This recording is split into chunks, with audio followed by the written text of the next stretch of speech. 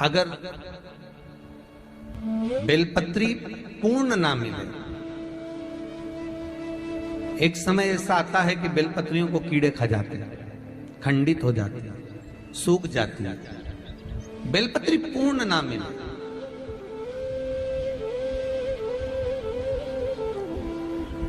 तो क्या हम खंडित बेलपत्री भी शंकर को समर्पित कर सकते हैं? देखिए प्रश्न कितना सुंदर है। उसका प्रश्न केवल एक व्यक्ति के लिए ये प्रश्न नहीं होता, ये प्रश्न जो करे जाते हैं ये जग कल्याण के लिए, सभी के।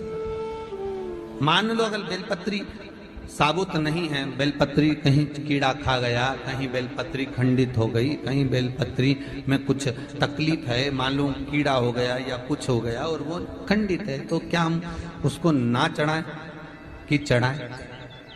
और बेलपत्री मिल ही नहीं रही और बेलपत्र हमें प्राप्त ही नहीं हो, ऐसी दशा में हम क्या कर सकते? तो शिव महापुराण की कथा कहती है यह भी जरूरी नहीं है कि आप बेलपत्र समर्पित करें।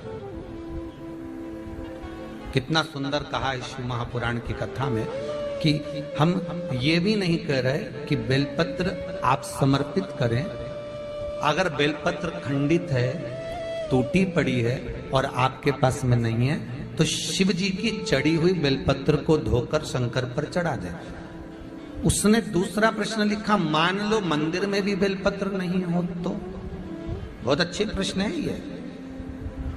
मंदिर में भी बेलपत्र ना हो तो कितना सुंदर कहा। एक भजन आप लोग गाते हो कि मन मेरा मंदिर, आंखें दिया बाती, होठों की है तालियां, रोम फूल बाती।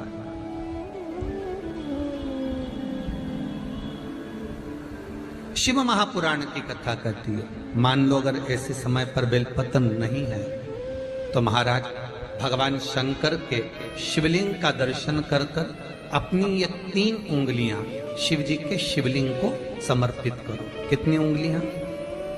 जम के बोलिए। 3 उंगलियां शंकर के शिवलिंग को समर्पित करिए और बाबा से निवेदन करिए, इसको हमारा बेलपत्र का भाव मानकर आप स्वीकार करिए। ओम नमः शिवाय, श्री शिवाय नमस्तुभ्यम या मृत्युंजय का जाप करते हुए, गौरी शंकर का स्मरण करते हुए हाथ का स्पर्श कर कर बाबा को नमन करो, प्रणाम करो। बाबा उस बेलपत्र को भी स्वीकार कर लेता है।